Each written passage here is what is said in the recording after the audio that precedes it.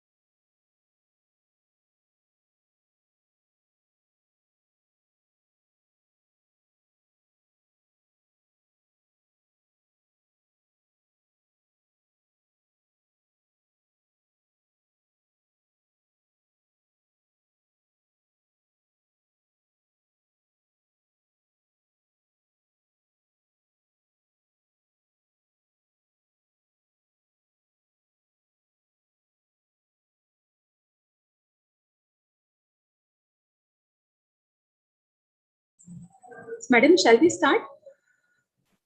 Yes, ma'am. We can start. A very good morning, one and all.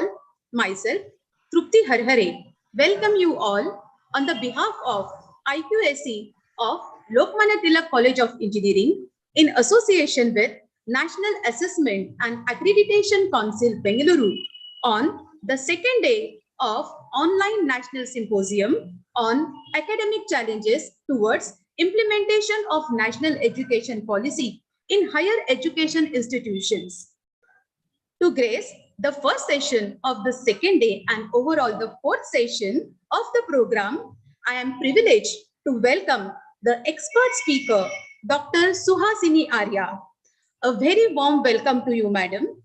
It's my great honor to introduce today's eminent speaker, Dr. Suhasini Arya, who is going to guide us on the teachers' opportunities in national education policy.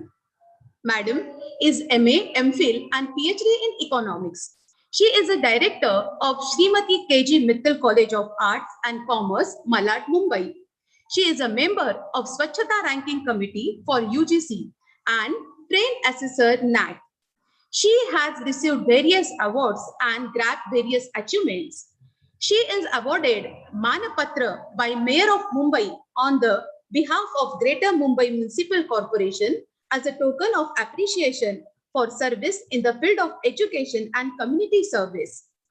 She has awarded as a Samaj Ratna and Samaj Shri and Samaj Gaurav by Rajasthani Seva Sangh Trust. She is a PhD guide of Mumbai University and JJT University. She has published various research papers in national and international journals and written several books. She had chaired a chairperson of LIC committee from University of Mumbai.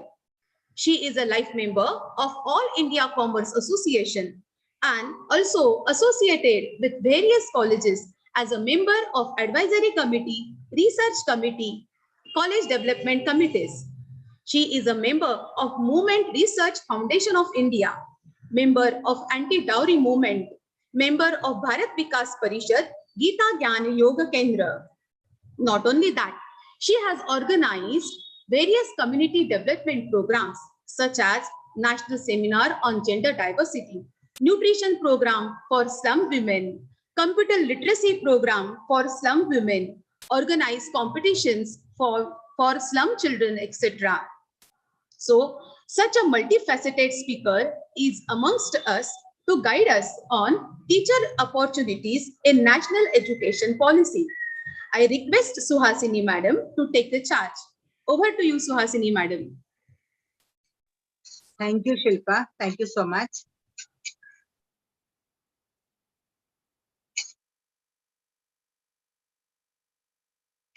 Good morning, one and all. My namaskar to Chief Patron, Dr. Sheila Chaturvedi, other patrons, Abha Chaturvedi, Dushyant Chaturvedi, Shital Chaturvedi, and the principal of the college, the captain of the ship, Dr. Vivek Sannapwar, Vice Principal Subhash Shinde, Dr. Talvi, and all other participants who have joined this symposium on this day. I hope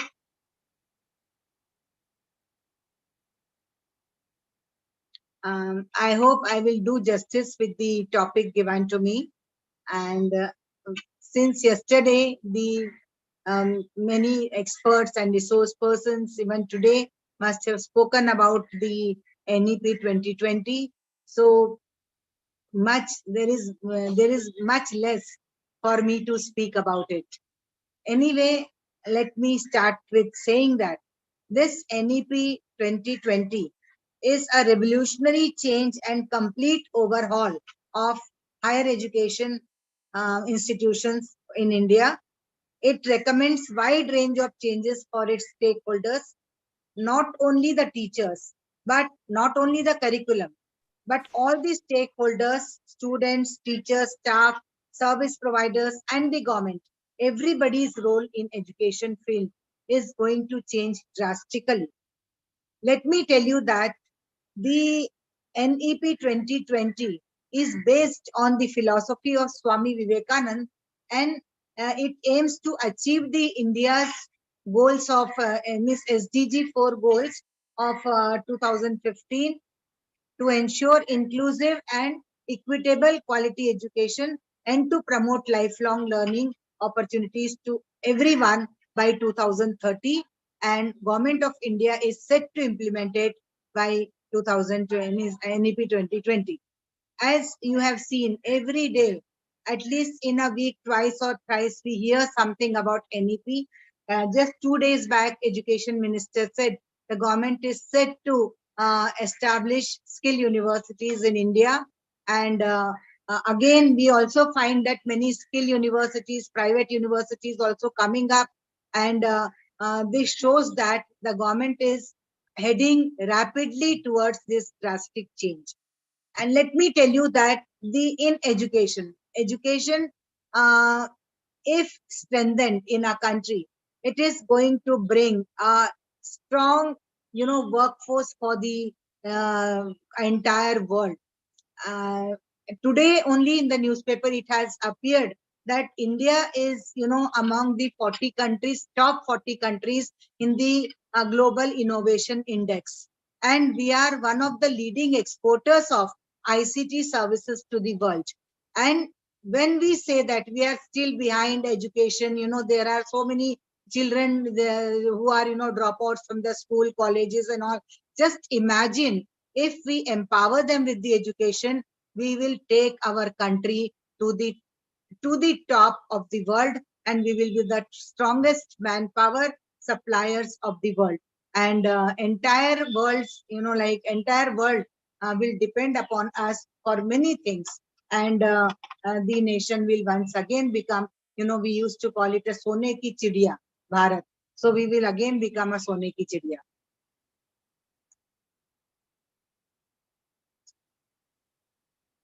Now, let me start with the what is this SDG 4 target says. University, SDG 4 goals are, these targets are to be achieved by 2030.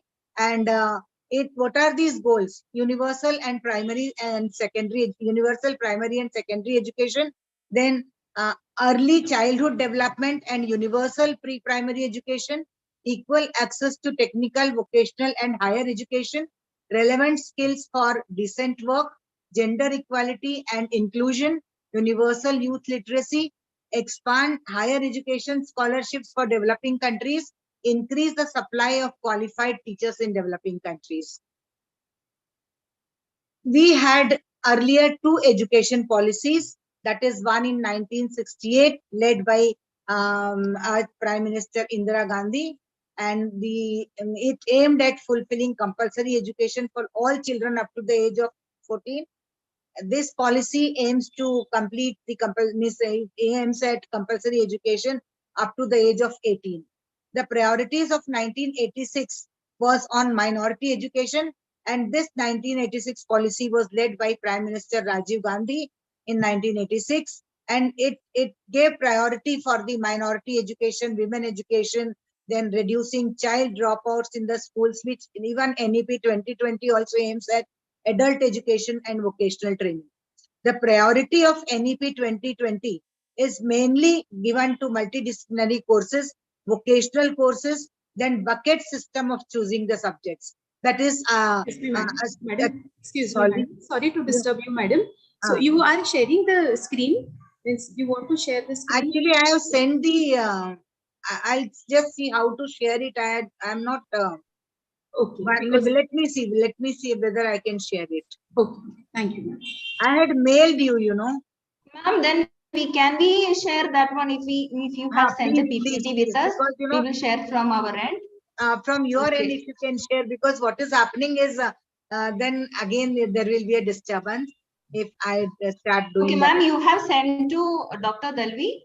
Dr. Dalvi. Okay, the mail which I used to receive, no. The mail. Okay, fine. On that mail, yeah. Okay, we will find it. Madam, we will check. Madam, it must be our email address. Okay, sir. Sir, please check it.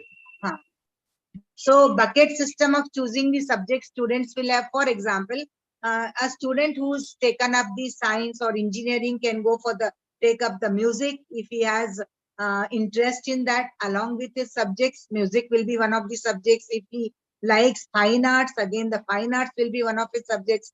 So this policy aims at, what is the uniqueness of this policy is bucket system of choosing the subjects and flexibility, and it is going to be multidisciplinary, and it is vocation based. Vocational courses will be there. As everyone knows that the NEP, as I said, that it is a revolutionary change in the education area of our country. So it is going to transform India sustainably into an equitable and vibrant knowledge society. As I said, today we are no less, we are one of the leading exporters of ICT services and all. And when this transformation comes, we will be a vibrant knowledge society, providing high quality education to all, and we will make India a global knowledge superpower. Is it okay? Should I continue? Ma'am?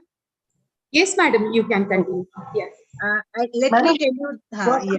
Shivasini, Yes, can madam.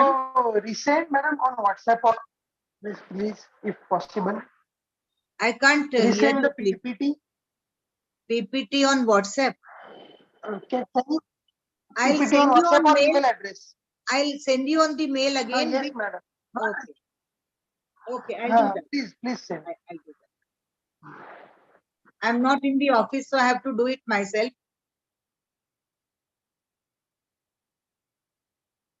Thank you, madam. Which email? Same email address I should send, right? Same, madam. Okay. Okay.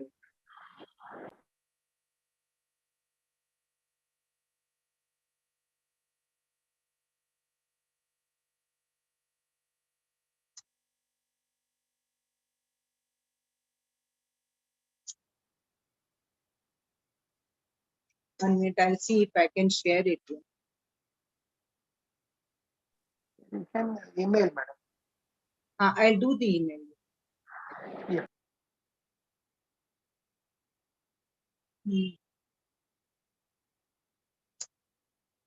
You didn't receive it? No, madam.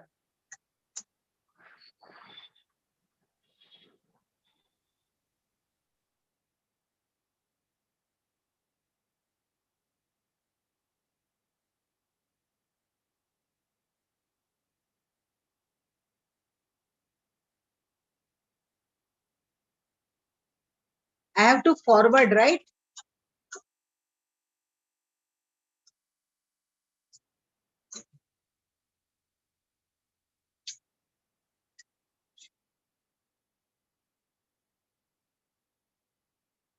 It's not getting forwarded. I don't know what is happening.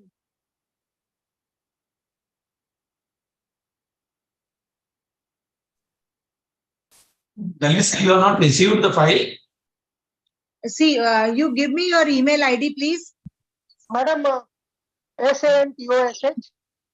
You just, no, you just tell me, I will type. SANTOSH. S. SANTOSH. I can't hear you. You just message Ma'am, me. you do one thing. Sir, can you type into the chat box so the ma'am can see from you? Yes. Yeah, you can type it in chat box. You message me, that is also okay. Okay.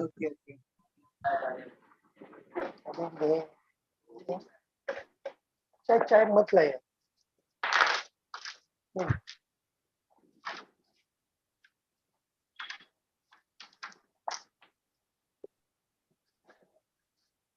1 minute.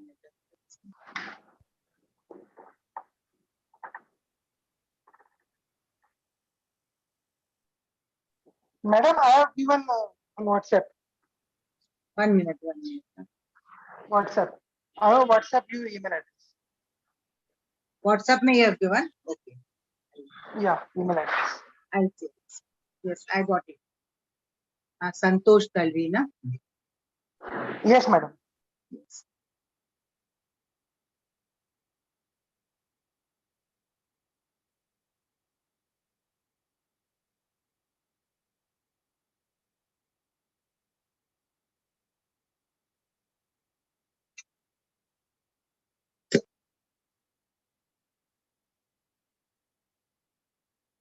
Yesterday night only I sent it. I had told you that late night I'll be doing it. Okay. Did you receive? Just see. Sir, you have received? No, madam. I think it must be on the way. Not received. Not received. No. 1 minute. I'll tell my staff to WhatsApp it so that you know. Huh? Should I do Yes. that? I'll ask. I will call my staff and I will ask him to do it on the Yes, WhatsApp. madam. I'll do. Yes, madam. Madam received. Received. Madam Okay. received. ठीक है. Good.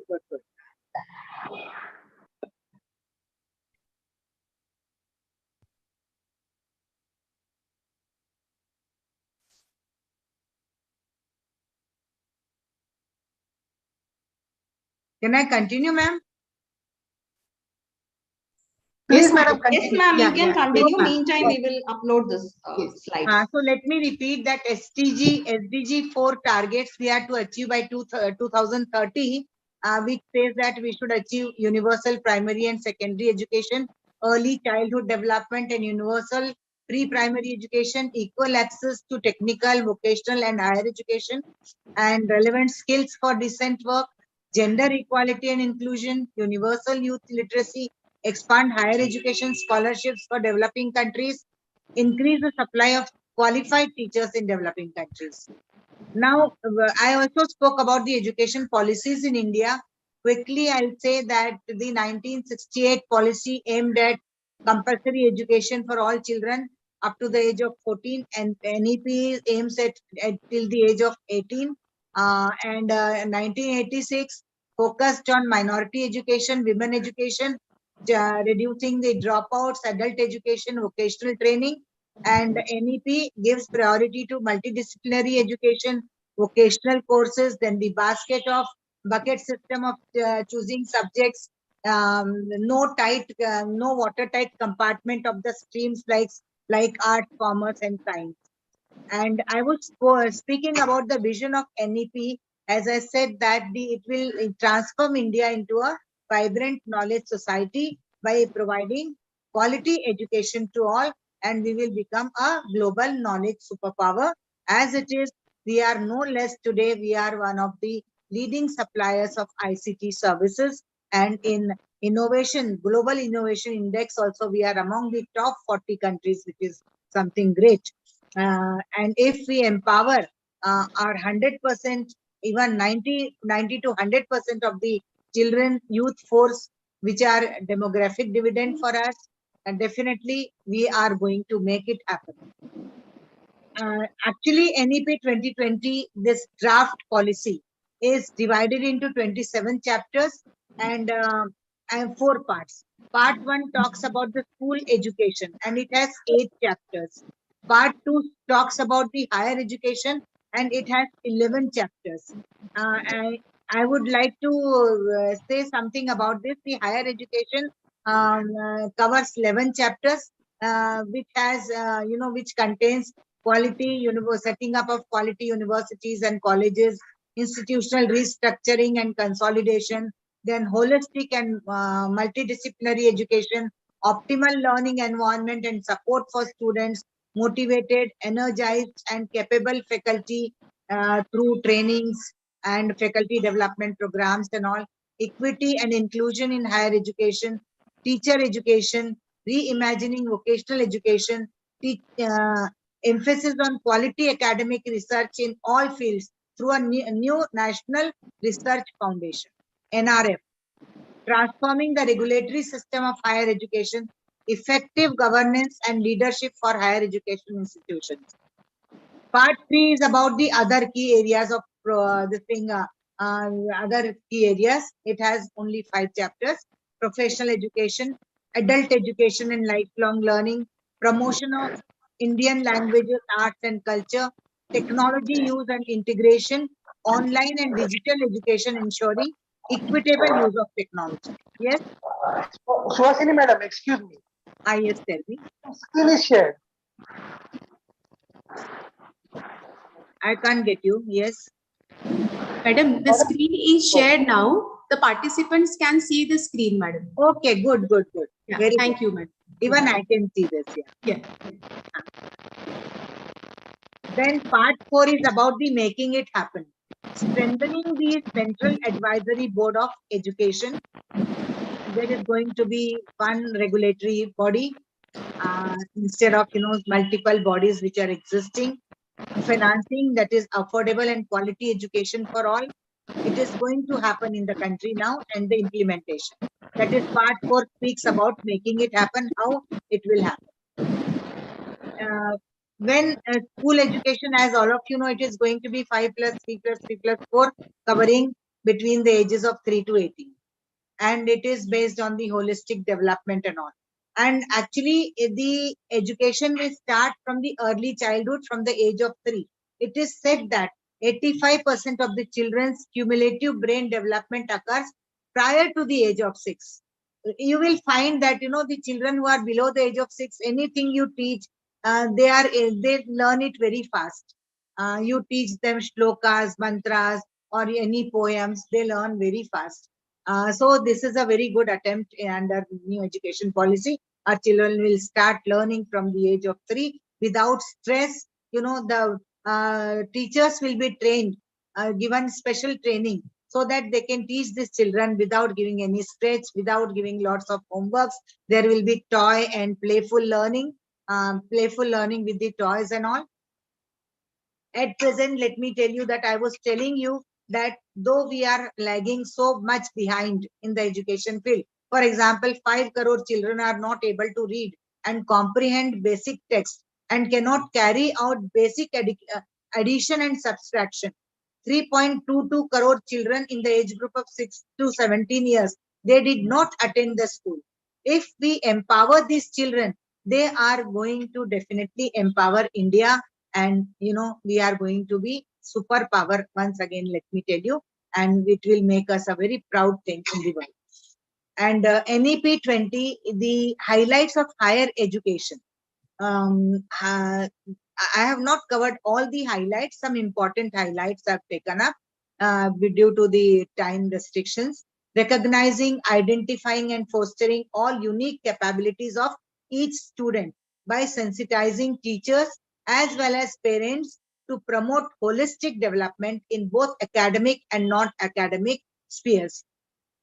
Recognizing and identifying the talent in the student and developing that talent by giving him exposure will definitely make a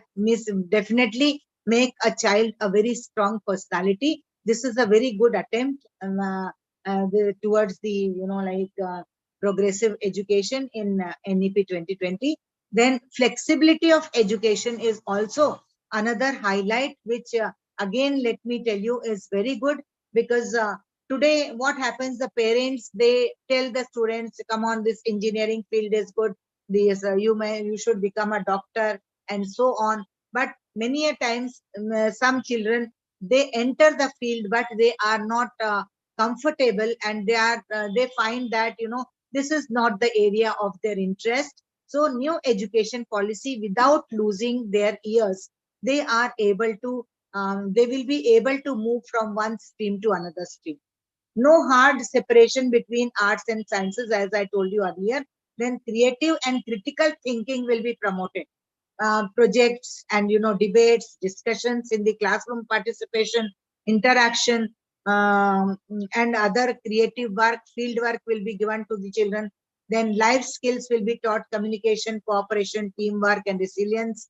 That is to get adapted to like every new situations, every new change, extensive use of technology, then full equity and inclusion.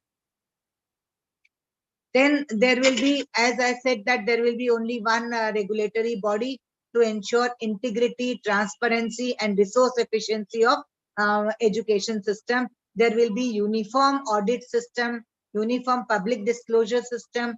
Then outstanding research will be a core-requisite for quality education. The research, like from the school level, the students will be trained to take up the research-oriented studies will be taken up right from the school level. Student empowerment through flexibility in selection of subjects. This we have already spoken, that subjects like artificial intelligence, design thinking, holistic health, then global citizenship education, value education, etc. will be taught to them to improve their skills. Then there will be 360-degree, like progress report for the student, highlighting their, like uniqueness, not only the study, but, other unique talent which the child has, that will be reflecting in his progress card. Then support for gifted students, students with special talents, the students who have got special interest in particular and they have particular skill, they will be given special training, special education beyond the general, like curriculum of the school and college. Say, for example, the child is very good at sports, particular sports, cricket, kabaddi or something, and the teachers come to know about it, whether it's school or the college level, they will be given special training by the experts to promote that particular talent in that student. Teacher education. Now let us talk about the teacher education. At present, we attend the refresher courses. Right now also the many faculty development programs are there for the teachers, and but then, like government is aiming at restructuring the teacher education. There is going to be a complete overhaul of the teacher education also, because the system is going to be new, curriculum is going to be new. So a teacher has to be trained to get adapted to this new environment of education. They will be by 2030, government aims to give training to the teachers in high quality pedagogy, and they will be trained in trained in the multidisciplinary field, and they also will be they will also be given training and faculty development courses in life skills. Then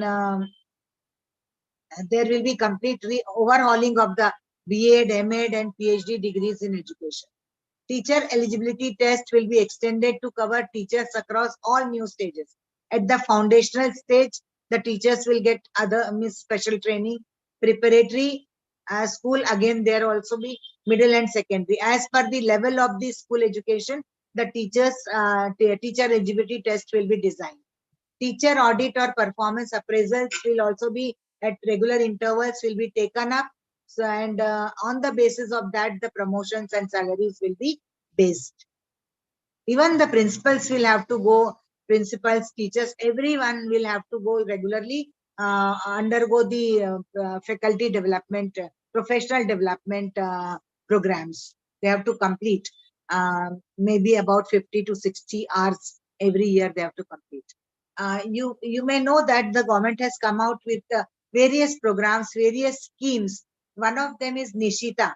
Around 8 lakhs secondary school teachers are presently undergoing this training. Okay, through 68 Nishita online modules for delivering effective education. Already the training has started for the secondary school teachers, and 8 lakh teachers are undergoing under this scheme, Nishita. It is an online platform provided by the government. It is a set of 18 modules over 80 hours, focusing on innovative pedagogy and needs of the learners of class 1 to 8 standard. So similarly, for every level, the training programs are designed, and already the government has opened these platforms. Nishita is one of them. The government has revamped its flagship scheme, Samagra Shiksha Abhiyan. It is revamped, and the teacher training, it means it also provides teacher training and play and toy based learning for every child, mission mode or delivery of foundational learning. All this is provided under this scheme. This Nipun, sorry, this thing, child mission mode delivery of foundational learning is provided through Nipun, Nipun Bharat initiative. Sorry.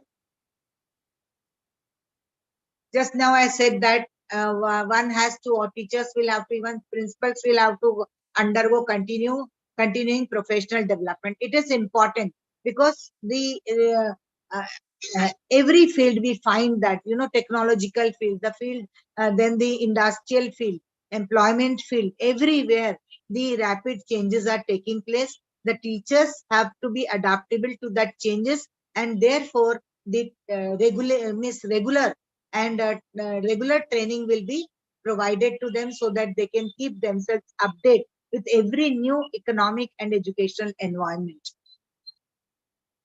Equity and inclusion in higher education.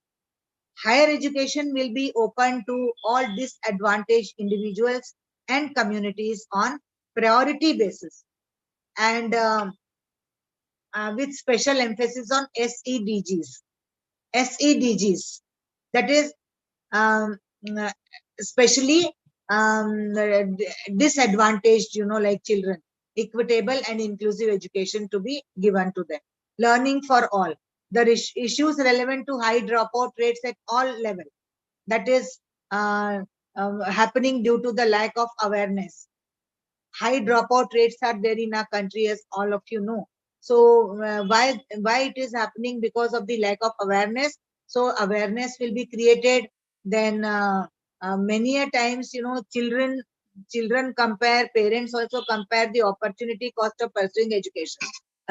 For example, in my case, one child who was pursuing medical education, that child was good also, but not interested in completing the medicine, because she was calculating the cost of education.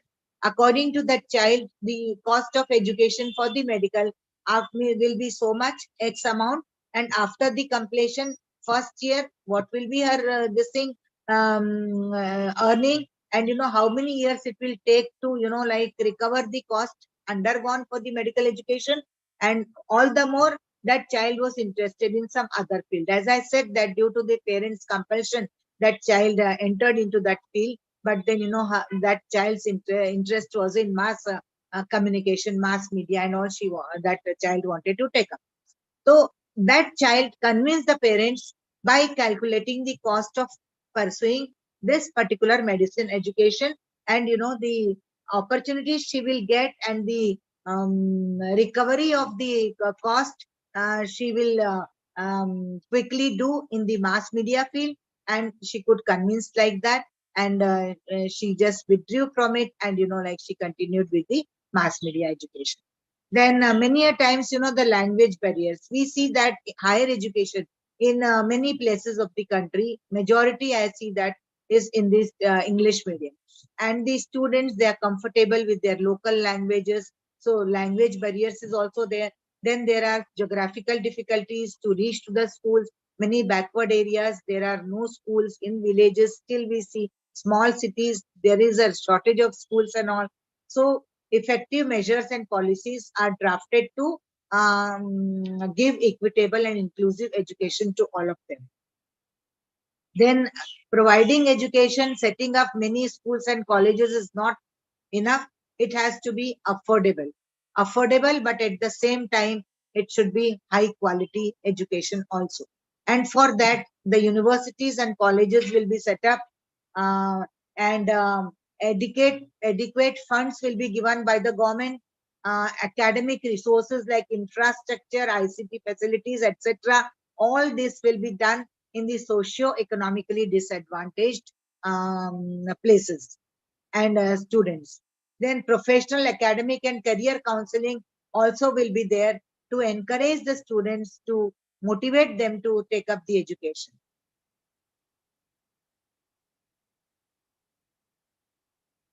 Government measures to take to empower the SEDGs, that is socio-economically disadvantaged group. Government has given priority to this type of group under new education policy, earmarking suitable government funds. Right now, our this thing expenditure on education is very less as compared to other countries. It is somewhere touching upon 3% of GDP. Government aims to raise it to 6%. Then setting targets to achieve gross enrollment ratio. Then setting up special education zones in backward areas. Teaching support to teach in local Indian languages. As you know, that now the local languages are also going to be a part of curriculum, local mother tongue. And again, one thing again I would like to tell, that sign language. Our Prime Minister has said that sign language is also going to be a part of curriculum now, which will really help. more financial assistance and scholarships, outreach programs and awareness programs, develop and support technology and educational tools. On all this, government is going to spend.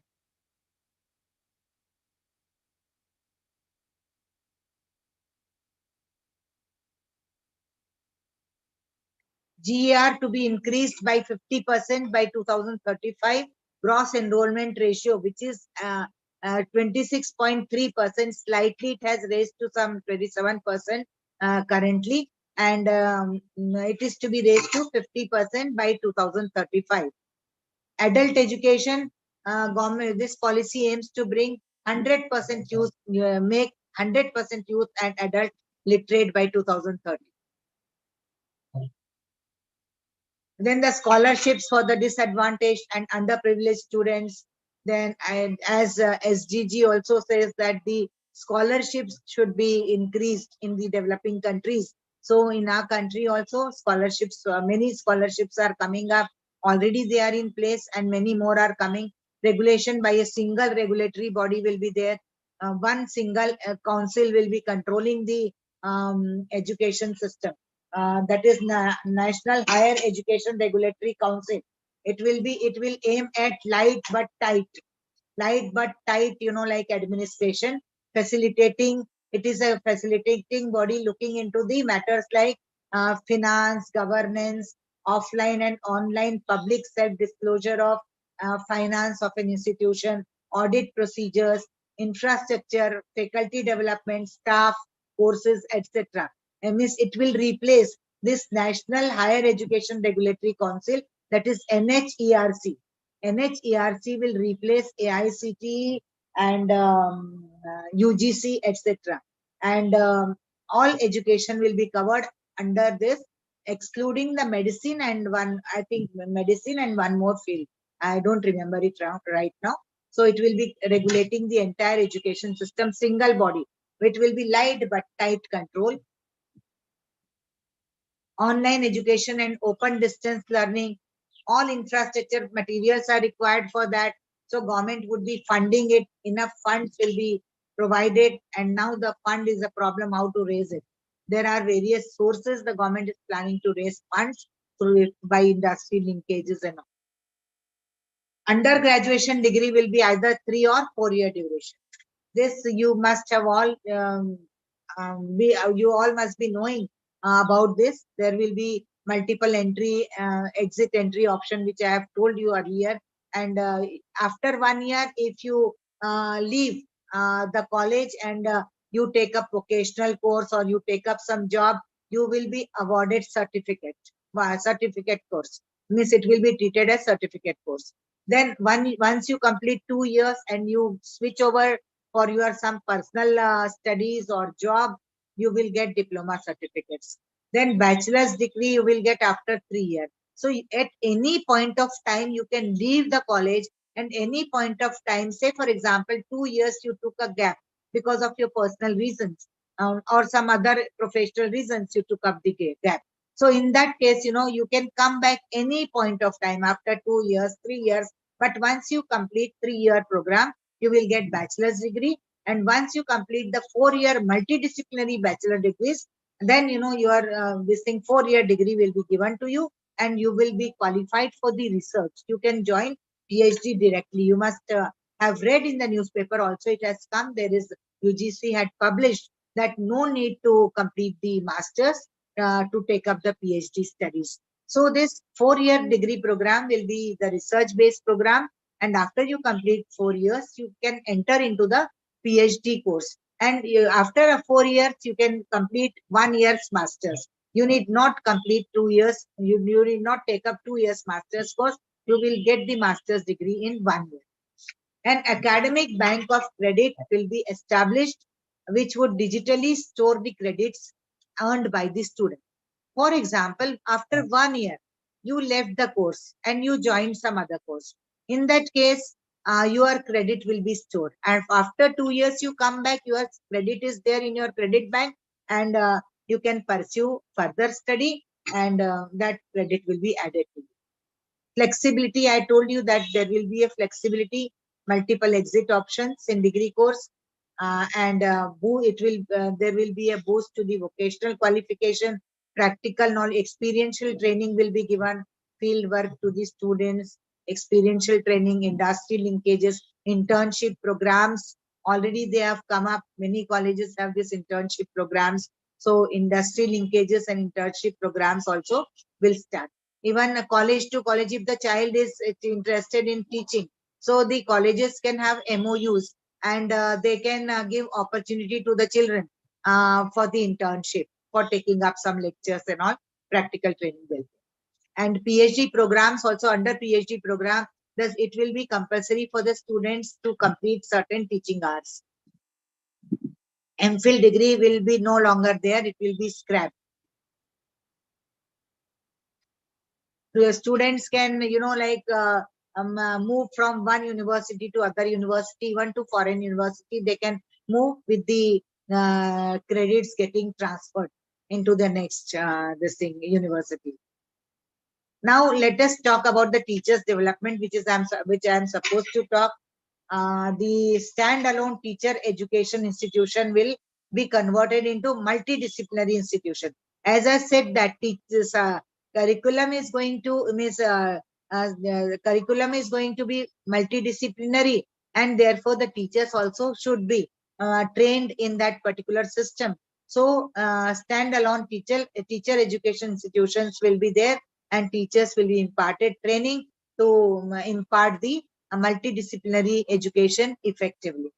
All fresh PhD entrants, irrespective of discipline, will be required to take credit-based courses in teaching, education, pedagogy, writing related to their chosen PhD subject, and their doctoral training period. Whatever subjects they had taken, they can, take up the writing work also for them. PhD students will also have minimum number of hours of actual teaching experience, which I told you just now.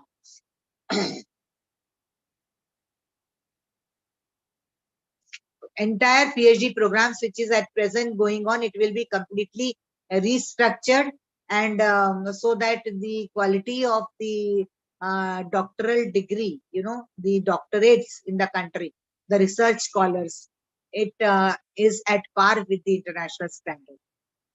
National Research Foundation will be set up. It will be set up to have a robust and responsive research ecosystem. And at present, you see that many doctors, engineers, they move to the foreign countries because the research funding in India is, I must say that, is insufficient. And again, the research labs, very few research labs are up to date, and therefore, there is lot of brain drain which is happening. Already you find that the children experts in IT, science, education, medicine, they all move to foreign countries. They find that the condition is good there. They have enough opportunity to develop themselves and all. So it is needed. So now government is going to set up this National Research Foundation, and right now you see that the expenditure on research is only 0.69% of the GDP, which is very poor as compared to US, China, and South Korea. So it has to be improved. So it will be, this setting up of NRF will improve, means it will promote the culture of research in our ecosystem, and funding competitive peer-reviewed grant process of all disciplines and studies will also take place. Seeding, growing, and facilitating research and at academic institutions. It will start. It is already in place, but it will increase. It will act as, NRF will act as liaison between researchers, governments, and industry, so that research scholars are constantly made aware of the most urgent and current national research issues. Then it will ensure constantly the latest research breakthroughs. When continuously, it will keep scholars continuously undertaking the research, and the research field will become wide, and we will be keeping pace with the changing conditions, changing environment in all the fields. Recognizing outstanding research and progress achieved via NRF funding will be, awarded. Some prizes, incentives will be given to them if the outstanding research happens. Again, there is going to be a good opportunity for consultancy. Multidisciplinary education and research universities, that is MERU, will bring this education system very holistic, and it will be at par with current IIMs, IITs, and it will open consultancy opportunities for the teachers. Then, for example, when it is a multidisciplinary, holistic education, we require people with the life skills, and they will get in. Right now, right now we see that they have ample opportunities. Many teachers, I have seen that they are doing this also. They have this soft skill training and all. They go for the various colleges and schools. Retired teachers are also taking up the consultancy. So in this area, definitely there is a chance that all the academicians, they will be occupied, mentally occupied, and definitely they will be on. Then multidisciplinary education will also promote, research and innovation. And for that, incubation centers will be set up. Government will fund for that. Industry linkages, they will get the funds. Technology development centers will be set up in the colleges and universities. And academic linkages may become compulsory in some of the areas. And interdisciplinary research, including humanities, social science research, etc., also will be funded by the government to a great extent. Teachers and students will get ample opportunities to develop themselves. Teachers and academicians will have opportunities to earn money by sharing their expertise in curriculum and designing the curriculum. As I said, the teachers will have, see, under new education NEP 2020, government is promoting autonomy of the educational institutions, autonomy of the HEIs. In autonomous system, the faculties will have freedom to design their curriculum. And again, the faculty alone, we cannot do it. They will require the expertise. Suppose if they want to bring some drastic change in the curriculum, definitely, they will have to take the experts. So senior experts, senior academicians will also get ample opportunities. And when these faculties become senior, again, they will also get the same opportunities to earn. And so NEP 2020 will definitely definitely going to be very lucrative for the academicians, for the teachers, provided they develop themselves, they keep themselves with time. Faculty recruitment will also become different now. It will be based on merits and qualifications, the tests, competitive tests passed by the teachers, and there will be there will be a new process. It will be designed to appoint the teachers, to recruit the faculties, and so that the uniform standard can be maintained. And again, even the excellent teachers, excellent academicians, they will also be rewarded by promotions, monetary incentives, etc.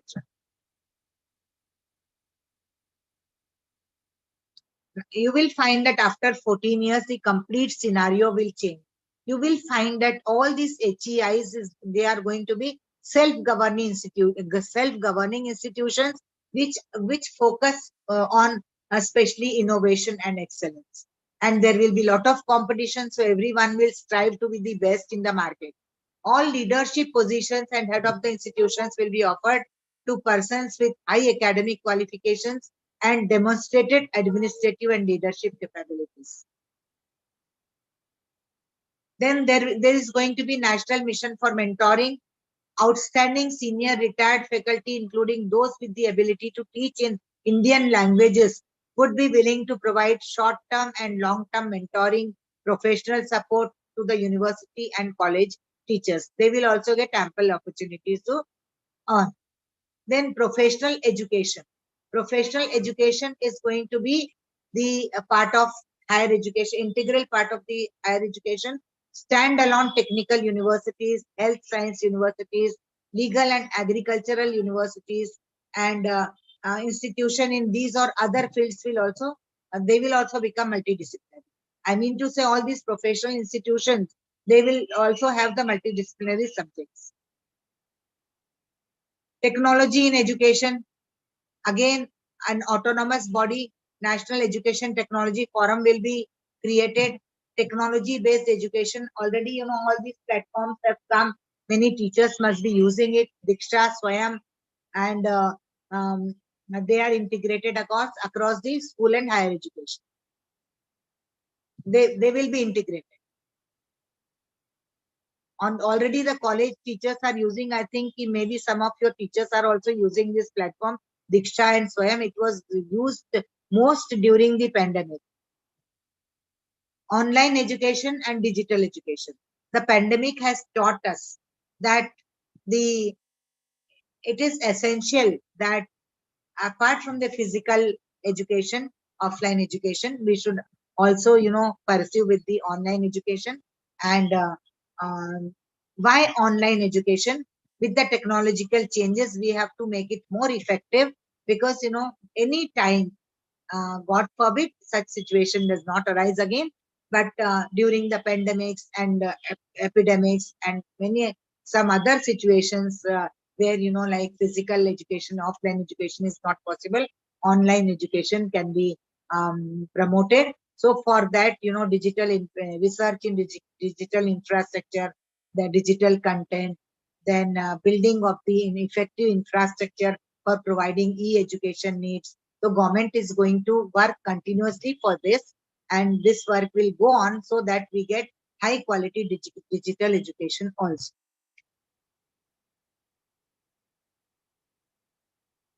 A dedicated unit will be set up by the MHRD, Ministry of Human Resource Development, for providing digital infrastructure, digital content, capacity building to suffice the need of e-education. Financing education.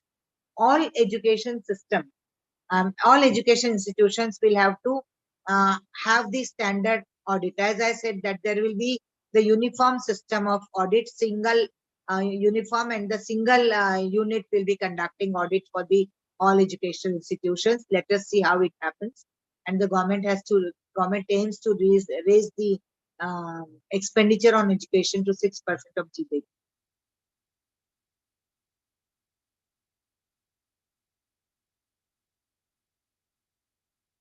Now making it happen. Again, what has to happen? Education institutions, they have to be, with time, they have to become independent, they have to govern themselves. Then again, we have to change the curriculum drastically, or making it multidisciplinary, skill-based, vocational, job-oriented, to prepare the students for jobs. And government is also coming up with digital universities, as I told you, multiple exit entries and all that thing. All these changes are going to take place, and how it will take place, that is very important. Whether it will take place or not, whether it will take place partially or it will take really going to 100% result it is going to give us. It is to be seen, the time will tell us. The challenges before us are this. See, as per the ASH report 2019, India's higher education system sector consists of 3.74 crore students. Okay, and we have 1,000 universities, nearly 40,000 colleges, and more than 10,000 standalone institutions. So countrywide implementation simultaneously at district level, sub-district level, block level, state level, taking into confidence all these stakeholders, is going to be a very challenging task. What are these challenges before us? Financial constraints, how government is going to raise the fund, how the support system will work in the area of finance to the institutions, teachers training, whether in such a short period teachers will be really trained to the new system, issues relevant to developing e-content programs, resources already happening, but then it has to happen rapidly. Expenditure on professional development programs, who's going to fund for the professional development programs of the teachers? Mindset of management, teachers, students, and parents. Mindset is very important when we talk about the curriculum. Again, the mindset is different. A child wants to take up the painting, the parent would always say, "Isme kya milne wala hai? What are you going to learn from this? What are you going to earn from this, etc." Similarly, the students will also have different mindset. Again, there is a fear. Actually, I always fear if you give the flexibility to the student, means flexibility to exit and enter. What happens? The child, after completing 1 year, gets the certificate course, and suppose he takes up some job and he is comfortable with that job. After 3 years, 4 years, he may not come back to take up the higher education. He may leave the studies. That is also a fear. Like a parent, I would as a parent, I would really fear that the child will lose the tempo of learning by that time. So means the mindset is very important. We have to condition the mindset of the parents, the management, students, everybody. Like whatever problems, for that, or some orientation programs, seminars, and conferences which are happening now, that should happen for them also. For the teachers, NEP 2020 seminars and conferences are happening. Even for the students, the parents, and for the managements, they also should be brought together to understand the NEP 2020. And 70% of higher education institutions are run by the private sectors, and 65 to 70% students are in private sector now. So private sector institutions, they are also, all these higher education institutions, they also have to be, explained how they have to work. Restructuring is important. Who will fund them? How they will be raising the fund for the resources and for the innovation, etc. All there will be, means a big homework is required in this area. According to India's Skill Development Report 2018, 92% of our workforce is employed in unorganized sector, and 8% is employed in the organized sector. There is a big demand supply gap of skilled and semi-skilled workers, and this will continue to rise if our education system does not fill up this gap.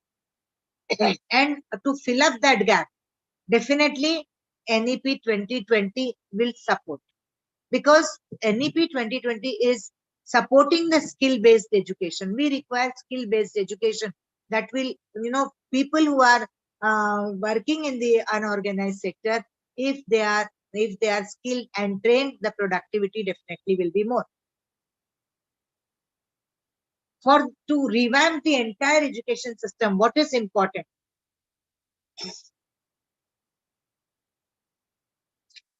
We have to deliver the curriculum effectively. We require teachers trained to understand the pedagogical needs. Many curricular changes will be required. Shifts again, that training programs of the teachers are to be restructured. Then the stakeholders, as I said, that all the stakeholders to be taken into confidence. Successful execution will depend upon the coordination, cooperation among the diverse stakeholders in the state, district, private sectors, and it is a hard task for the government and the policy makers to make it effective. And if it is effective, definitely, we are going to reap the demographic dividends and capitalize the opportunities from a rapidly growing knowledge economy in our country. Thank you so much. I conclude. Hello. Yes, madam. Thank you. Thank you very much, madam, for such a informative session on various national education policies and teachers' opportunities in NEP. So now the forum is open for all the participants to ask their queries. Madam, one thing, can you post the questions, because I have to leave for the this thing, my job. I have to go Okay. to the college. There is a meeting. Yes, Okay. yes. So you can post the questions. I'll definitely answer. You have my email ID also, Yeah, and yes. number also. Let them post. I'll definitely answer. I Yeah, would yeah. love to reply. Okay, madam. Okay, madam. And thank you Definitely. so much for giving me this opportunity. Thanks a lot. Thank Thank you, you very madam. much. Thank you, Thank ma'am. you, entire team of LTC. Thank you Thank so you, much. ma'am. Thank you so much. Thank you. Thank you. So now I request all the participants that our next session is going to start at 11:15 a.m. So Dr. Sunapar sir is going to guide us on research and innovation in light of NEP 2020 at 11:15.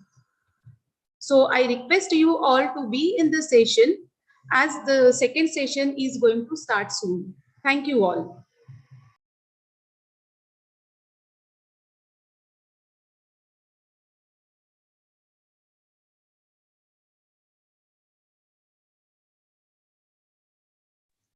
Hello.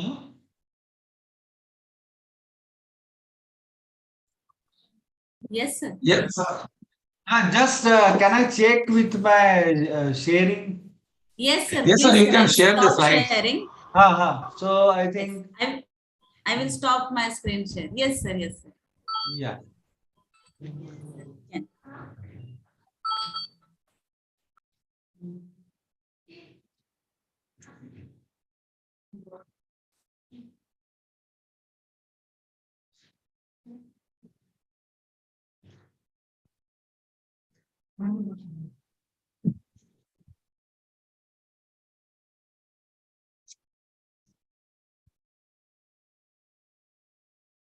Yeah. Is it shared Yes, sir. now? It is visible, sir. Yes. Okay. If I, but will it have? Not sure whether that slideshow is not there. No. Sir, you can give the slideshow and then it will be coming full screen.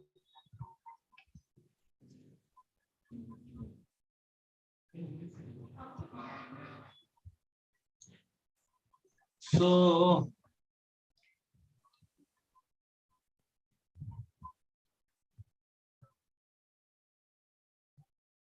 F5. Is it now? Yes, sir. Yeah. Yes, sir. Yeah. It's now slideshow, no? Yeah. Yes, yes, sir. Yeah. Okay then. Okay, sir. Thank you, sir. Thank you. Okay, thank you, sir.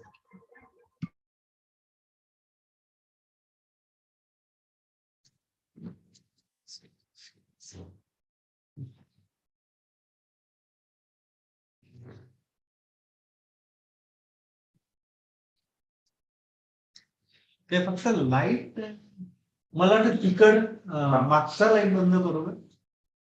पहिले तर आपला colour असा आहे की दिसत नाही आपण. It's okay ना? आता ओके?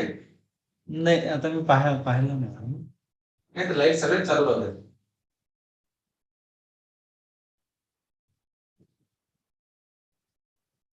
सर लाईट जर कमी केलं ना मग अंधार होऊन जाईल. मी बघतो शिकून. So you can mute yourself. काय सर लेक्चर आहे.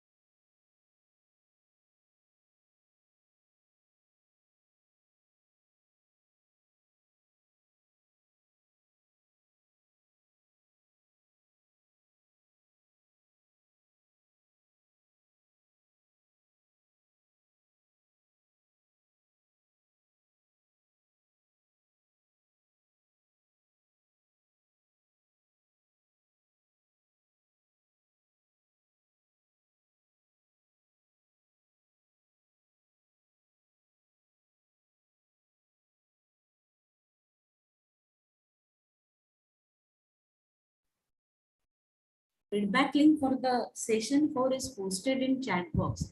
Participants are requested to please fill the feedback form for session 4.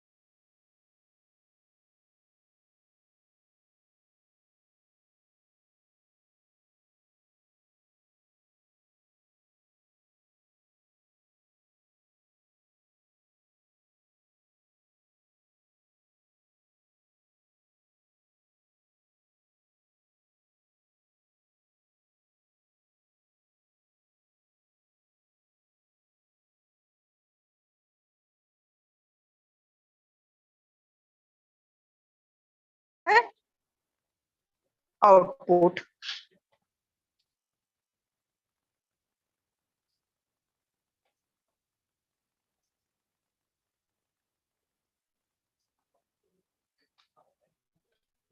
ठीक है, नेक्स्ट लिखिए। ये पूरा चलता रहेगा। कैसा होगा? फर्स्ट लेयर पे ये कैलकुलेशन होगा, दोनों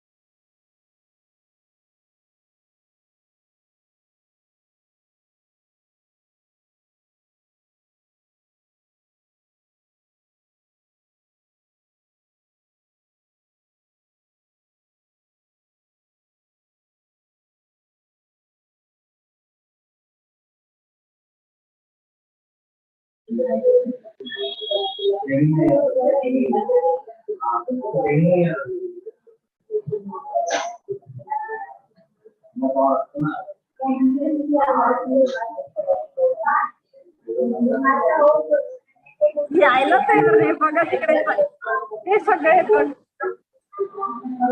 Meenakshi ma'am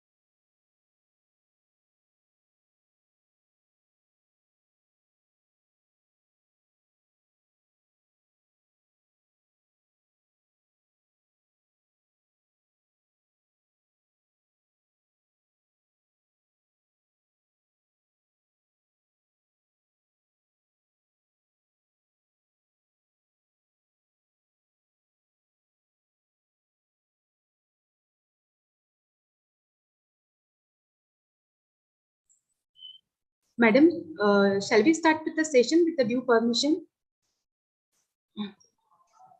Yes, ma'am, we can start. Yes, good morning all once again. So now it's my great pleasure to welcome Dr. Vivek Sunupwar sir, Principal LTCE Navi Mumbai, for the fifth session of the online national symposium on academic challenges towards implementation of NEP in HEIs. Sir will be guiding us on research and innovation in light of NEP 2020. A very warm welcome to you, sir. It's my great pleasure to introduce Sir. Sir is a principal of Lokmanya Tilak College of Engineering, Navi Mumbai, and Chairman Board of Studies from University of Mumbai. Sir has teaching, research, and administrative experience of 32 years. He has more than 60 research papers at international and national level. He has 3 joint patents to his credit. He also jointly contributed a chapter in a Springer publication, Supply Chain Management Under Fuzziness. He has co-authored 2 books. He has successfully guided 10 students for PhD in the University of Mumbai and Amravati University. He is currently supervising 5 PhD scholars.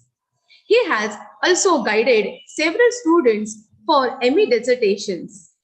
He served the University of Mumbai and Amravati University. He has been a reviewer for Journal of Engineering Manufacture, International Journal of Advanced Manufacturing Technology, etc. Sir also visited Dubai in October 2015 for international conference. He has presented and chaired a session in APIEMS conference at Indonesia in December 17. He is associated with NBA and NAAC accreditation process and ISO certification as well. He was the member of Birla Gliding Club, has a flying experience with student pilot's license from Director General of Civil Aviation. He publishes regularly the prestigious journals of Springers elsewhere, Taylor and Francis, etc. Once again, we welcome you, sir. Now, I would request, sir, start with the session. Over to you, Sunapwar, sir. Namaskar, one and all. Thank you very much. I hope I am audible. Yes, sir. Clearly audible, sir. Yeah. So just share the screen.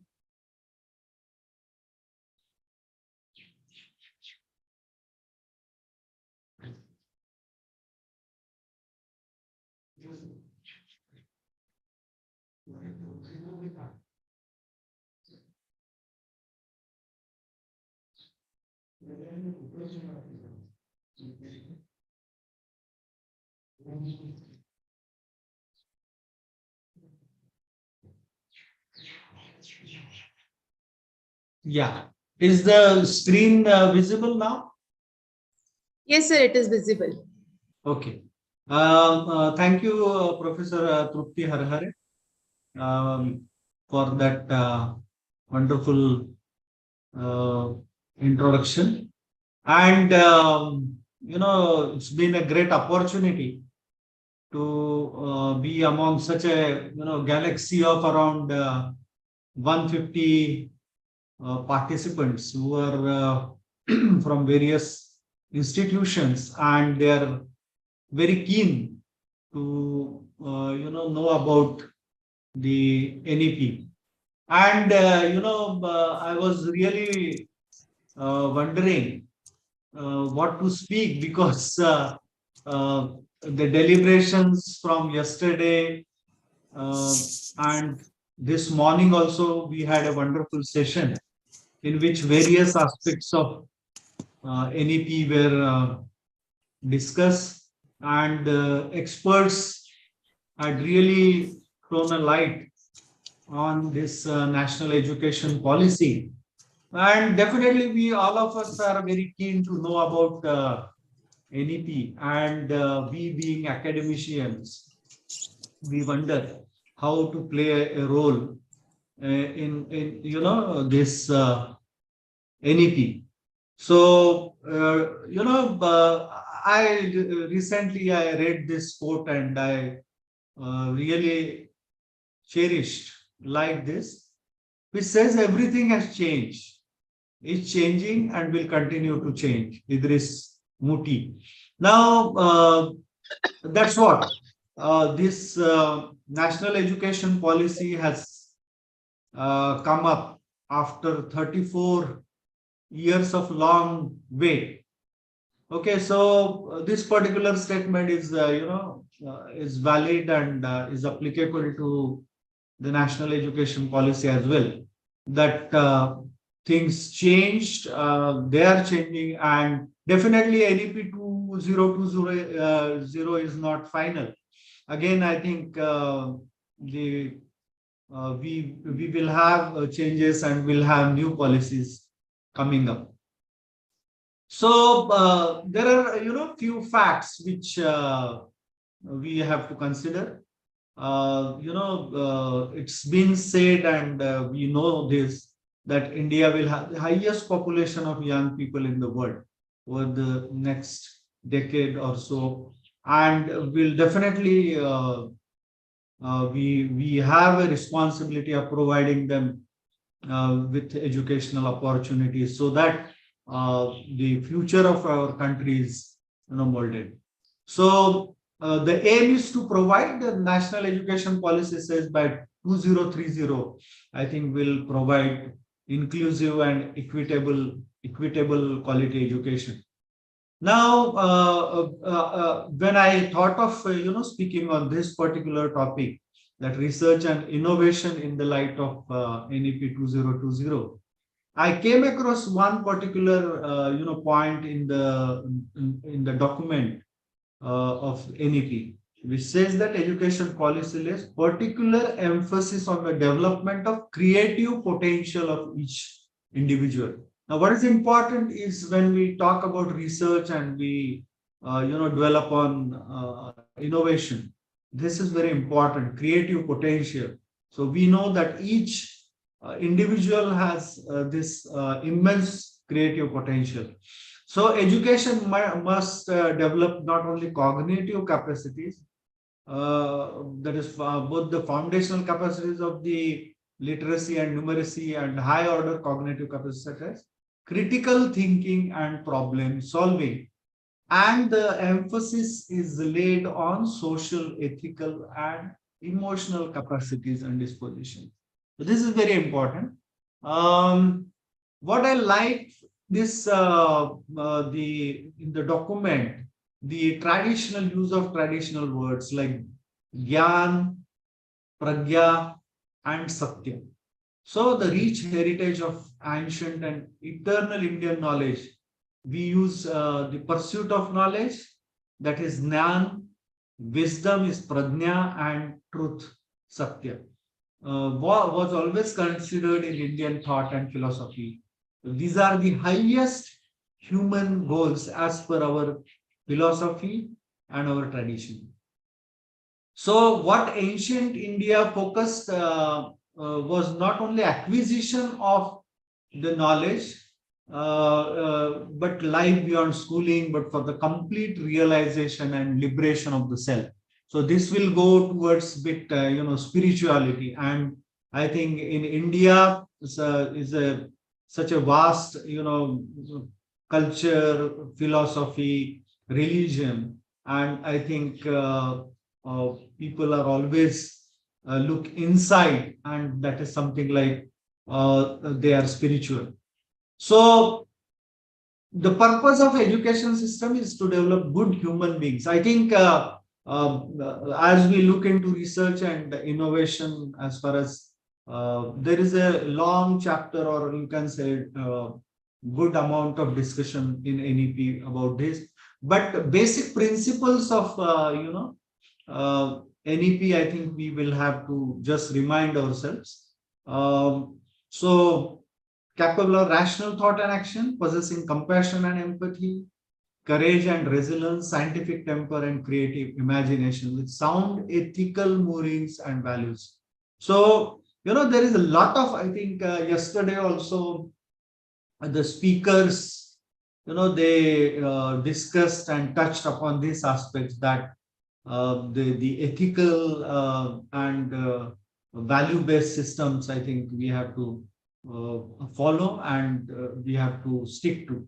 So engage, productive and contributing citizens for building an equitable, inclusive and plural society as envisaged by our constitution. So when we speak about education system or education policy, we are again sticking to the principles of laid down by our holy book for the nation, that is Constitution of India.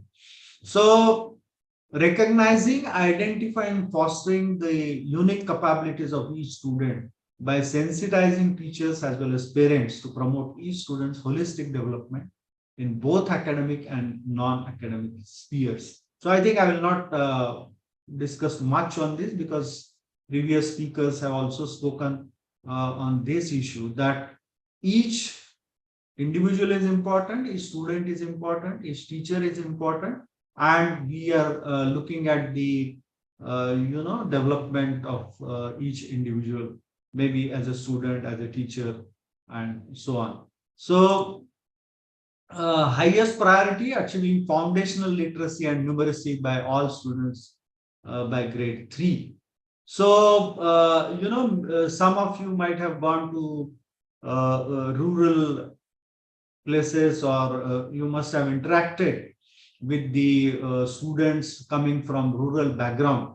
I had an opportunity almost for, I was going to some rural area for some time, and discussing or interacting with them with the subjects like mathematics and science and all that. So what was shocking, the students in the age group of 10 plus, or maybe in standard 5th plus 6th, 7th or 8th, or up to 10th standard, they really did not have the what you can say, reading abilities. They could not even read properly the text in mother tongue, or English was definitely far off a dream. And particularly what was shocking was even the numeracy, that is found that basic mathematical operations like addition, subtraction, or multiplication, division were not understood by those students. So I think this is a welcome move we find, because when we want to enhance the research and innovation, definitely I think we need to have this strong base. Flexibility, I think the speakers already spoke on this. You can move from one course to another, may pursue arts, commerce, or may science and engineering, whatever. So no separation, no watertight compartments. So you have curricular, extracurricular activities, vocational and academic streams, etc. So there is a tendency that we have, that is what is that term is harmful hierarchies. So which is better? Okay, whether engineering is better or medicine is better, something like that. So I think we have to remove multidisciplinary, holistic education across sciences, social sciences, and all that. Emphasis on conceptual understanding, that than rote learning and learning for exams. So this has really become a dangerous trend, that a lot of students resort to rote learning and remembering, and then performing in an examination. So when it comes to application, I think very good students, they also meritorious students, they fail miserably. I think this is a talk for so many years now. Now, creativity and creative thinking to encourage logical decision making and innovation. So I think the research means all this. Research requires these basic abilities, ethics and human and constitutional values, which we have already seen. Then promoting multilingualism, lingualism, and power of language in teaching and learning. So definitely, I think as teachers or academicians, you must have come across such situations where students they cannot do well as far as their communication is concerned. Even we have found that students coming from even urban background, or metro city like environment, they also cannot do well when it comes to communication. So I think this we have to again focus on. And the power of learning, languages, they are very important nowadays. I think you are aware that if you know one additional Indian language and one foreign language, we have been telling our students based on the feedback which we are receiving, that how an additional language, knowledge of additional language helps you. Life skills such as communication, cooperation, teamwork, and resilience. Focus on regular formative assessment for learning rather than summative assessment. So there is a specific mention about this coaching culture. Unfortunately, I think in in metro and mega cities, we find that where parents don't find time to, focus on their child's studies, the easiest way is to put that child in a coaching center, which may be a nearby, nearby one teacher coaching center, wherein child is put in. I have seen children are going to coaching for right from nursery or kindergarten or something like that, KG1, KG2, first standard. And what surprised me, that even engineering students go in good number to coaching centers. So I think this culture has to be stopped. That's what NEP aims at.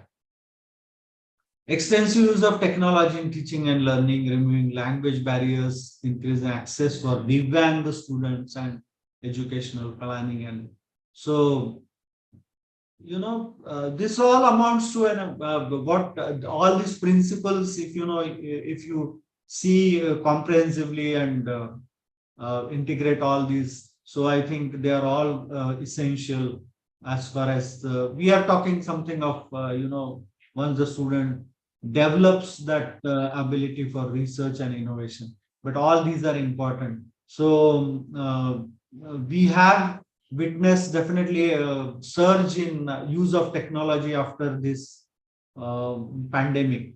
Okay, that was something like a boon for introducing technology in teaching learning process. So respect for diversity and respect for local context, curriculum, pedagogy and policy, full equity and inclusion, synergy in curriculum across all levels of education, from early childhood care and education to school education to higher education. Teachers and faculty as the heart of learning process. Okay, so I'll not speak much on this. I think the earlier speaker, this morning speaker, she spoke at length on the teachers, faculty, so recruitment, continuous professional development, positive working environments, and service conditions. So light but tight regulatory framework. So definitely we require some regulatory framework. There are regulatory authorities like UGC and NAAC, AICT and all that, and the new education policy says that they will be merged, and now we'll have a single authority or regulatory body. Outstanding research as a prerequisite for outstanding education and development. So this point is very important. Now the focus is on the outstanding research, not simple research, but it should be outstanding research. Continuous review of progress based on sustained research and regular assessment by educational experts. So research happening in isolation in educational institute, and then it is not going out, it is not published, it is not peer reviewed, so that will be a futile exercise. So I think this particular point is stressed upon. The rootedness and pride in India, its rich, diverse, ancient and modern culture and knowledge systems and traditions. Education is a public service. Access to quality education must be considered a basic right of every child. If you look at the, these points are continuously focused. There are, it is said there are 4 pillars of this National Education Policy 2020, which says first is access. So each one must have access to education. Then they talk about equity or equality, wherein all have same opportunities to get education. And then third pillar is said to be quality. Quality is a very important aspect or pillar of NEP 2020. And lastly, fourth pillar is accountability. or the affordability. So the all those stakeholders will have accountability as far as the education is concerned. So substantial investment in a strong, vibrant public education system, as well as the encouragement and facilitation of philanthropic, private and community participation. So this is a wonderful quote again by David Blackwell. Basically, I'm not interested in doing research, and I never have been. I'm interested in understanding, which is quite a different thing. So I think a great saying really that the main aspect, the main focus is understanding whether I have understood.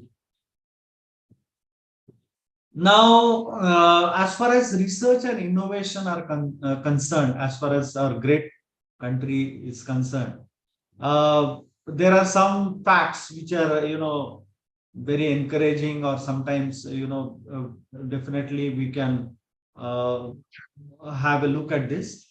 Second amongst country with the largest increase in contributions made to high quality scientific research. Okay. Then India-based R&D service companies comprise 22% of the global address market and grew at much faster rate of 12.67%. With its fast-paced innovation drive, India is poised to emerge as the most sought-after destination for scientific research. India has total 25 innovation centers and has been named the top innovation destination in Asia and second in the world for establishing new innovations. That is really remarkable and definitely very encouraging. According to Commerce and Industry Ministry, the total number of patent filings in India has gone up from 42,763 in 14-15 to 66,440 in 21-22 due to measures undertaken by Indian government to strengthen IPR regime of the country. Now, India's global position in terms of both scientific publications and innovations has been steadily rising over the years. We hold the eighth rank in patents filed by resident scientists according to WIPO. Okay, so that is really excellent. As per the Global Innovation Index 2020, India's GI ranking has significantly improved to 48 in 20 from 81 in 15. So I should say quantum jump as far as the innovation index is concerned. With all the education, degrees, innovations of our neighboring countries taught in their own language, these countries are able to innovate several things and able to penetrate the market. This is a wonderful article. If you can have, you can read it by Chandrasekharan on NEP 2020 and research that was published in Times of India. So what he says that from toys to electronic goods, it's all from one country, and we know which country that is. But even I think that was not sufficient. Okay, they were not only sending electronic gadgets and toys, but they made Ganpati deities also, Ganesh deities. I hope you are aware that from quite a few years we are hearing that China is pushing even the Ganesh deities from their country to our country. So 10 days Indian festival of which is celebrated with much fanfare and gaiety. So in this particular festival also we get China made deities. The decorative lights, in Diwali and even the Ganesh festival, they flood the market. And we have a long way to go even to make a small toy. So, on one hand, we are talking about the research and innovation. We are talking about the scientific publications. We are talking about, patents, IPR and all that. But that is very rightly said by Chandrasekharan. He says that long way to go when even we make a small toy. Even if it is made cost-wise, it cannot compete neighboring countries, is it not? We can see that those toys or that lightings, they come very low cost, very cheap products we get. So why this is happening? According to the World Intellectual Property Organization, China made as many as 13,38,500 through patent application, with just 10% being made by non-resident Chinese. Okay, so all are made by by their own people. 90% patents are made by them only, and USA made around 6,05,570. So still, I think halfway mark as far as China is concerned, and we are somewhere at 45,057, of which 70% were by non-resident Indians. Okay, so this is also again very alarming fact. When we are patting our back, we have to look at the facts that what research contributions we people are making. So we are only good at providing service to anyone. Okay, so we are service providers. So I think this perception is has to be changed. This is embedded in our blood, and now it's time to change. Okay, so can we become researchers in real sense and innovators, and can we start from making, like we are, we are making satellites, we are launching satellites, but I think to begin with, to start from micro level, even at the small scale, I think making toys is also challenging. So now, what does this NAAC say? If you look at the, reducing curriculum content to enhance essential learning and critical thinking. This is very important. Okay, we do not have very lengthy and a lot of stuff which we are putting in the minds. Today's speaker, she spoke about Swami Vivekananda, and she said that this NAAC speaks of that. So Swami Vivekananda once said that education is not only putting a lot of information in our children's mind, and which runs riot for entire life undigested, which is not understood, and we have a lot of contents, but it is not properly understood. So what we are again, NAAC says about critical thinking, holistic inquiry based, discovery based, discussion based, and analysis based learning. So this is very important. So key concepts, ideas, applications, and problem solving, these are really important.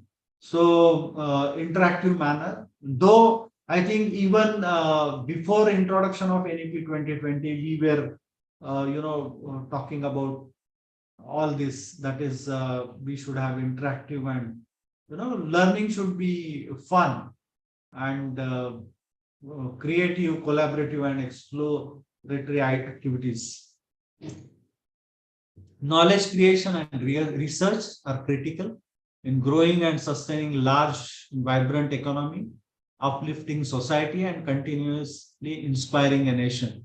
So now, when we do research, okay, whether it is happening in academic institutions, in research laboratories, in institutes of eminence, even one question will be very pertinent. People will ask a researcher, what is the societal impact of your research?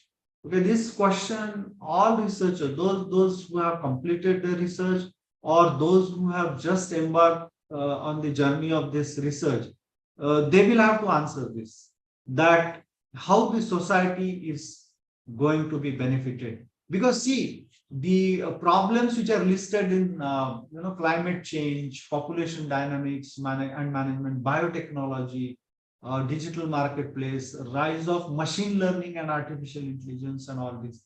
So I think the society, this is a huge change which is coming up, and I think research has to be focused on. So now I think I saw that Madam referred to this also, that how much we invest as a government on research and innovation. So current time it is only 0.69, or we can say 0.7 of GDP, whereas USA spends 2.8, and country like Israel and South Africa, they are even ahead of United States of America, 4.3 and 4.2.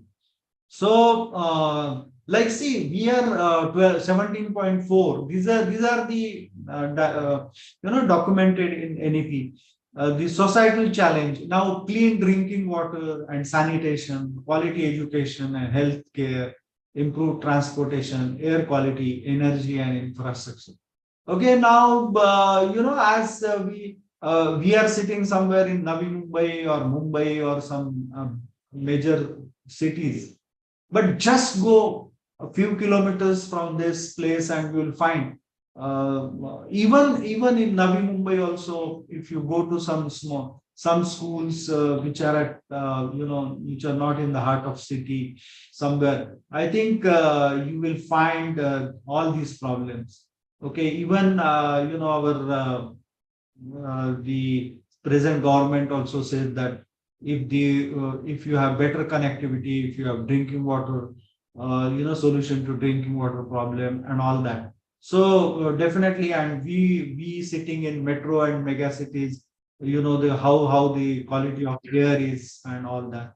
So I think the research has to address all these issues. Research in the arts and humanities, along with the innovations in science and social science, are extremely important. So they have to go hand in hand. Education is particularly those that are engaged in higher education. So we are talking about HEIs, higher education institutes. So, but India definitely has a long historical tradition of research and knowledge creation, ranging from science and mathematics. Yesterday also we heard about Aryabhatta or Mihir Varamir, or so many people who contributed. Policy envisions a comprehensive approach for transforming the quality and quantity. Both are important to build on those various elements in a synergistic manner. Now, the NEP focuses on NRF, that is National Research Foundation. This is very important now. We have some funding agencies like major ones, like UGC or CSI or DST and so many.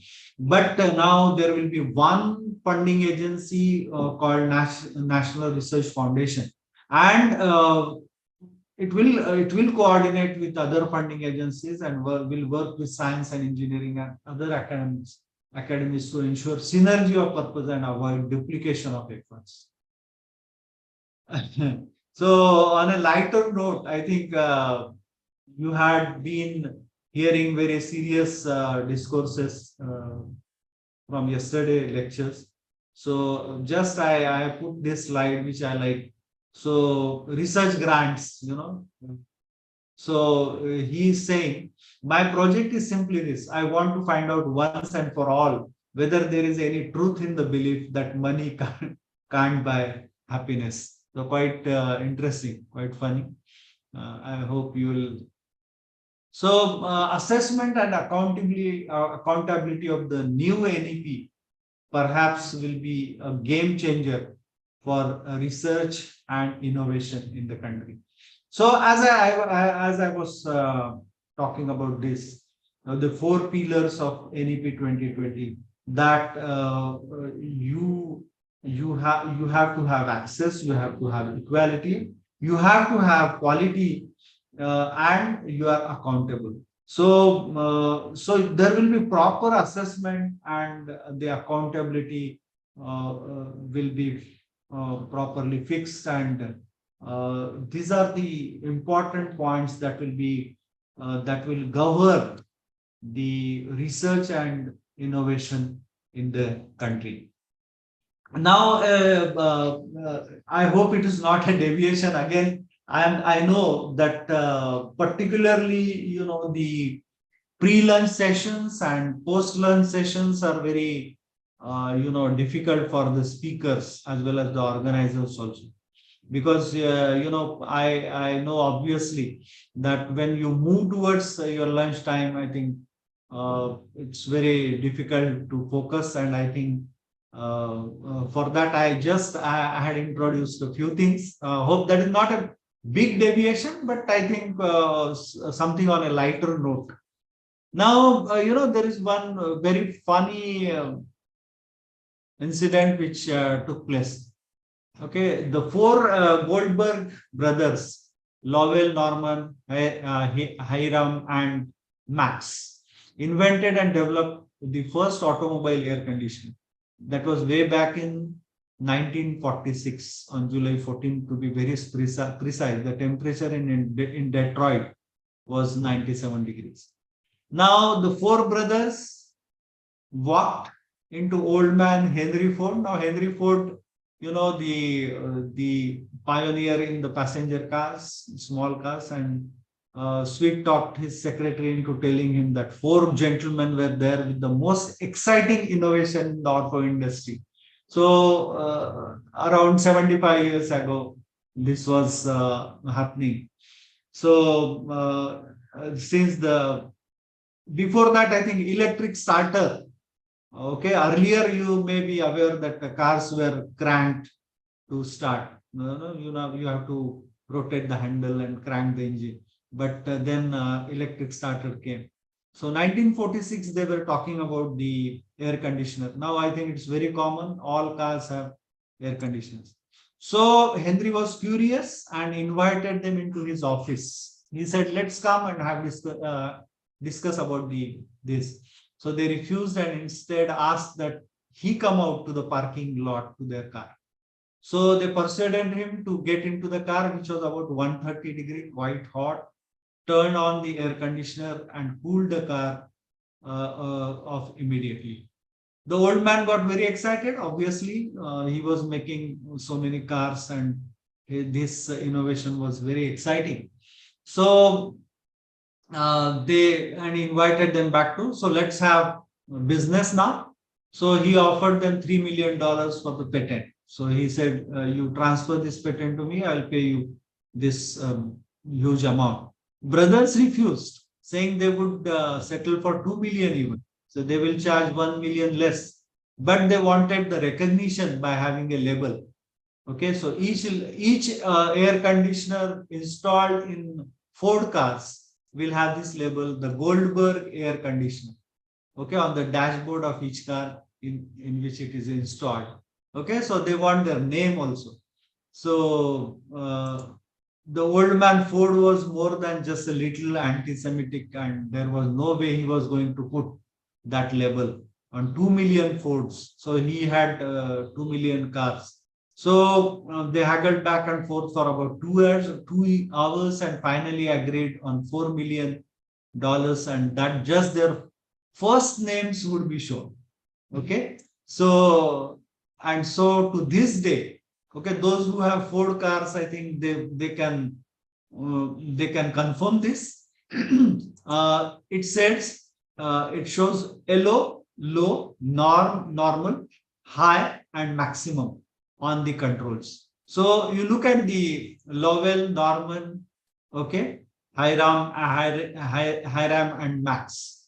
So with the first few letters, I think their names are okay forever in the Ford cars. Just a small deviation, but to make it a bit lighter, and how the innovation can help you, and even you become famous forever. So I think we did not know this, that the Goldman brothers, these four brothers, their names are there forever in the Ford cars. So I think this quote is again coming from Japan, Shunru Suzuki, who said, in the beginner's mind, there are many possibilities, and in the experts, there are few.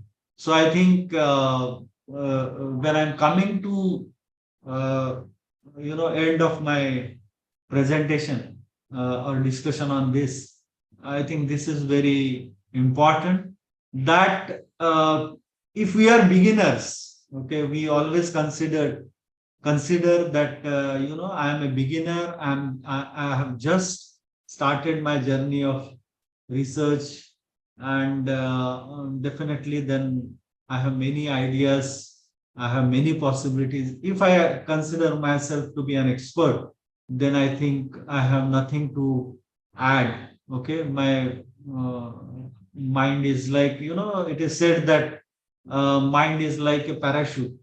When it is open, then only it works. Okay, so we have to have many ideas and many concepts. So I think that's all from my side. I did not dwell much upon the concept of research and innovation. I think all academicians are very good at it, but I tried to correlate as far as the what NEP says as far as the research and innovation are concerned. So the NEP wants to increase this particular activity of research and innovation, but at the same time, the focus is right from the foundation, where because for research you should have the abilities like creative thinking, deep learning, and you have to have the various abilities which are to be taken care from. As it was said, like grade 3 student should have developed this literacy and numeracy. So I'm sure the after 34 years we have a new education policy 2020, and definitely there are challenges in implementation of NEP, but at the same time, as yesterday it was said, when there are challenges, definitely the challenges will open gates of various opportunities. We can build our strengths, and definitely we can remove our weaknesses, and we can emerge as a strong nation as far as the research and innovation is concerned. Definitely a lot many challenges. That is the theme of even this symposium, that there are a number of challenges as far as the the implementation part is concerned. Now, when government introduced this NEP 2020, immediately came the first hurdle or challenge, which was onset of pandemic. So COVID 19 definitely took a heavy toll. Otherwise, we would have definitely moved further. And government did not have, their funds were going down, reserves were going down. They were fighting on the front of medical emergencies and providing facilities to citizens. And definitely the money coming in the form of taxation and all that, that had also gone down drastically. So that was the first and major challenge. And definitely there are more challenges, I think, as far as we'll have to open one university every week. It is said for coming around let us say 15 years, we have to open many schools per week continuously for 15 years. We have to appoint so many teachers. Certainly there are challenges, and as you know, the research and innovation funds you have to increase from 0.7% to quite a substantial. But I think this government has definitely made a move and we'll definitely get the fruits of this particular implementation of NEP 2020 after few years, and that will be a great boon for this great nation. With this, I come to end of my presentation discussion, and I thank the organizers because in-house also they thought of giving me an opportunity to speak before such a galaxy of academia. So thank you one and all, especially the organizers and all the participants, around 153 I see. So for your patient hearing, and I think we can have discussion for some time if the organizers are comfortable. Yes, sir, definitely. Thank you, Namaskar. So thank you very much, sir, for such a wonderful, informative session. Sir, we can see the message box also is flooding with the thank you messages about this informative and excellent session. Now the forum is open for the participants to ask some queries.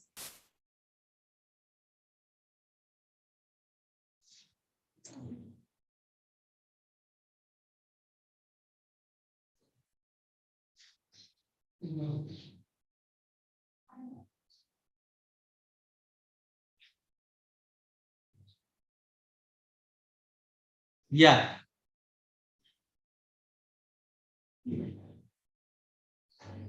So any questions?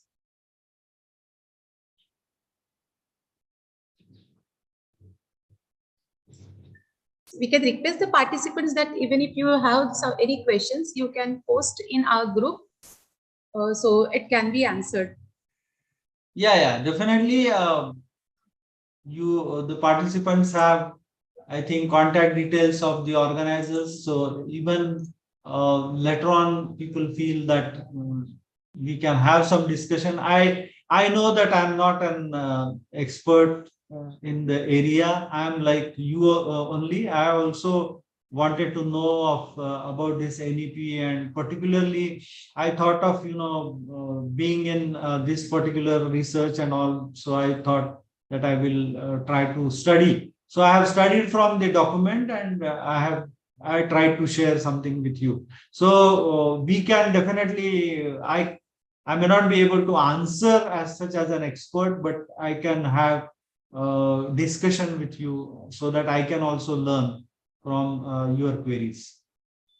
Sir, actually, you made us understand on the various things, sir. Means as a hardcore teacher, so you made the session very interesting actually by giving various quotes and telling that story of that Ford air conditioner. It was really good, and the means people got interest in your talk, sir. So I'm really thank you very much. If you have liked it, nothing like that. I think it's a great feeling. No, sir, it is really very good speech. So thank you once again, sir, from entire team. So sir actually had started with the aim of education in ancient India till the purpose of today's education system to develop good human beings by recognizing, identifying and fostering the unique capabilities of each student, and how sir had discussed how this NEPs is taking care to achieve this. Also, so sir, as I said, sir had given various interesting things in between to make us to listen to the lecture. So thank you very much, sir, once again. Thank you. Thank you, Anand. Yeah. So now for participants, so the next session is going to start after lunch at 1 p.m. So we request you to join with the same Zoom link at 1 p.m. sharp or before 10 minutes, like at 12:15. Thank you all.